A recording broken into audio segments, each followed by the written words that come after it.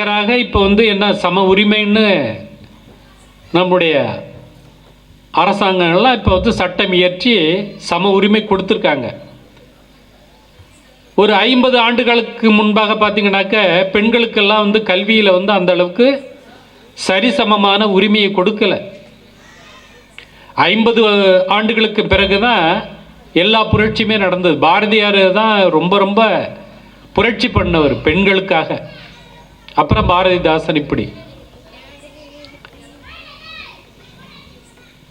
ஆக இந்த பெண் சக்தியானது பார்த்தீங்கன்னாக்க நாம் வந்து என்ன வளர்ந்து கல்வி கற்று உத்தியோகத்துக்கு போகிறோம், இல்லை தொழிலுக்கு போகிறோம், சம்பாதிக்கிறோம், அவ்வளவுதான் நம்மளால் முடிஞ்சுது அந்த 8 மணி நேர வேலை. ஆனால் பெண்களை எடுத்துக்கிட்டிங்கனாக்க காலையில் எழுந்திருச்சு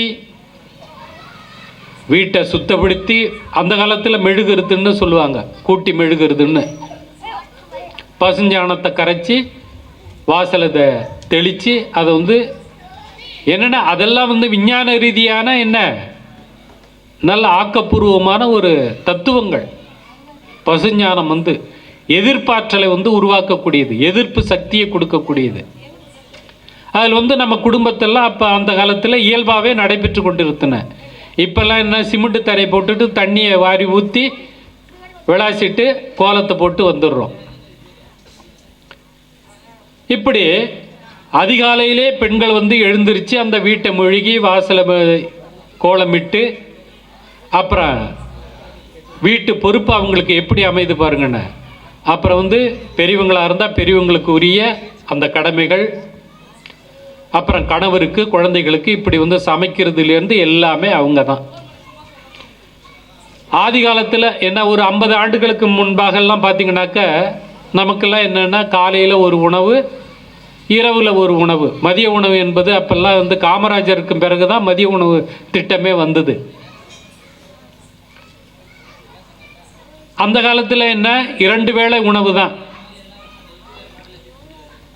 இந்த 2 போகம், அதாவது என்னென்னாக்க உணவுலேயும் வந்து 1 போகம் 2 போகம் 3 போகம்ங்கிறதுக்கு சில தத்துவங்கள் இருக்குது.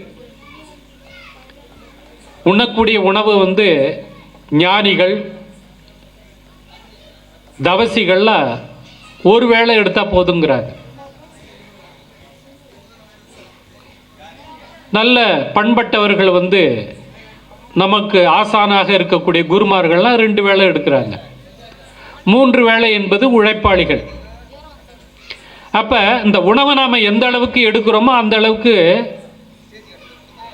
ஒரு கட்டுப்பாடு இருக்கணும். அப்போ கட்டுப்பாடோடு இருந்தால் அந்த உடம்பையும் நம்ம கட்டுக்கோப்பாக வைத்து கொள்ளலாம். அளவுக்கு மிஞ்சினா அமிர்தமும் விஷம்னு சொல்லியிருக்காங்க. ஆக இந்த ஒருவேளை உண்டவர்கள் வந்து ஞானியாகவும் ரிஷிகளாகவும் திகழ்ந்து கொண்டிருந்தார்கள்.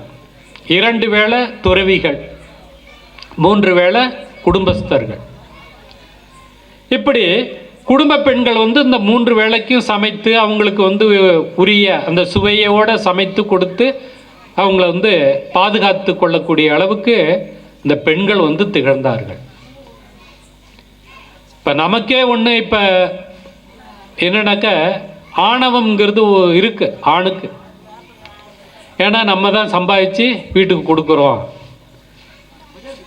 நீங்கள் என்ன வீட்டில் வந்து வெறும் வேலையை தானே செய்கிறீங்கன்னு. அவங்க ஒரு நாள் அந்த வேலையை நிறுத்திட்டாங்கனாக்க உங்களுடைய சம்பார்த்தனை வந்து கட்டாயிடும். ஏன்னா இதெல்லாம் நம்ம அனுபவ ரீதியாக நம்ம வந்து பெற வேண்டும்.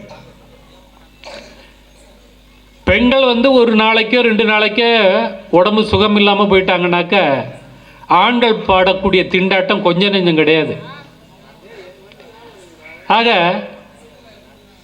இதனால தான் என்னன்னாக்க அந்த சக்தி வடிவமாக பெண்களை வந்து ஆதி காலத்திலிருந்தே எல்லாருமே வந்து போற்றி புகழ்ந்திருக்காங்க. என்ன அந்த உணர்வுகளை கொண்டு தான் அவங்களுக்கு வந்து ஒரு கட்டுப்பாட்டை வந்து விதித்தார்கள். அந்த ஒழுக்க நெறிகளுக்கான பெண்களுக்கு வந்து ஒரு கட்டுப்பாடு. அது வந்து என்னன்னாக்கா நம்முடைய பாரத தேசத்திலையும் குறிப்பாக தமிழகத்தில் வந்து ஒழுக்க நெறிகள் வந்து மேலோங்கி இருந்தன. ஒழுக்குடைமை அப்படிங்கிறத திருவள்ளுவரே பாடி வச்சிருக்கார். ஏன்னா அந்த அளவுக்கு சிறப்பு மிக்கது. அப்படி அந்த சக்தி வடிவமாக திகழக்கூடியவர்கள் பெண்கள். ஆண்களை விட அதிக உடல் பலமும் மனபலமும் உடையவர்கள் பெண்கள் என்பது உணர வேண்டும் ஆண்கள். ஆனால் அதே நேரத்தில் என்னென்னா பெண்கள் இதை சாதகமாக்கி கொண்டு ஆண்களை தட்டி வைக்கிறாங்க. அதுவும் கூடாது. ஆண்கள்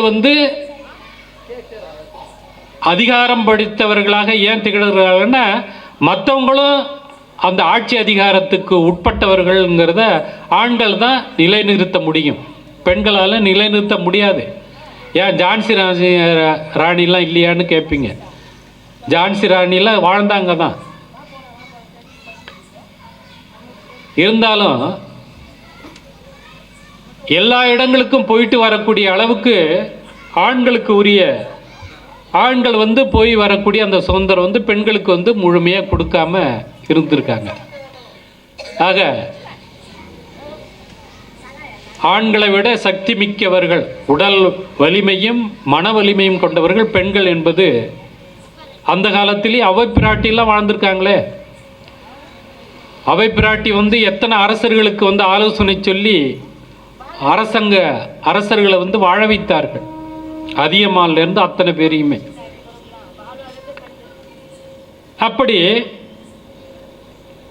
அருளும் அரசனும் ஆணையின் தேரும் பொருளும் பிறர் கொள்ள போவதன் முன்னம் தெருளும் உயிரோடும் செல்வனைச் சேரின் மருளும் பிணையவன் மாதவம் அன்றே என செல்வத்தையும் பொய்யானது என்கிறார் திருமூலர். ஆக எதுதான் நிலையானது அப்படின்னாக்க இந்த பரிபூரண ஆன்மாங்கிற அந்த உயிர் தான். அந்த உயிரானது எங்கே போய் பிரபஞ்சத்தில் பேரின்ப நிலையை அடையிறதுக்கு இறைவனை சேர வேண்டும். இதே நிலையை இப்போ மாணிக்க வாசகர் எப்படி பொய்யாயனவெல்லாம் போய் அகலன்னு பாடினாரோ அதுபோன்று நமக்கு பொதுமறையை தந்த தெய்வப்புலவர் திருவள்ளுவரும் 2057 ஆண்டுகளுக்கு முன் தோன்றியவர். அவர் அறத்துப்பாலில் கடல் வாழ்த்தில் என்ன சொல்லிருக்காரு பார்த்தீங்கன்னா, பொறிவாயில் 5 வித்தான் பொய்யீர் ஒழுக்க நெறி நின்றார் நீடு வாழ்வார். அதாவது என்னன்னாக்க இந்த ஐம்புலன்களான மெய் வாய் கண் மூக்கு செவி இவைகளால் உணரக்கூடிய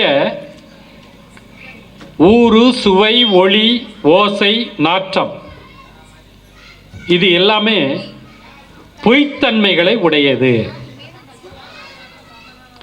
இதை யார் ஒருவர் ஒழிக்கின்றனரோ அவர்களே இறைவனது மெய்யான நெறியில் நின்று உலகில் நிலைத்து வாழ்வார் என்கிறார். அவங்க தான் பேரின்பத்தை அடைவார்கள் என்பதை திருவள்ளுவரும் உறுதியிட்டு சொல்கிறார். இன்னும் ஒருபடி மேலே போயிட்டு புறங்கூறாமைங்கிற அதிகாரத்தில் புறம் கூறி பொய்த்துயர் வாழ்தலின் சாதல் அறம் கூறும் ஆக்கம் தரும்.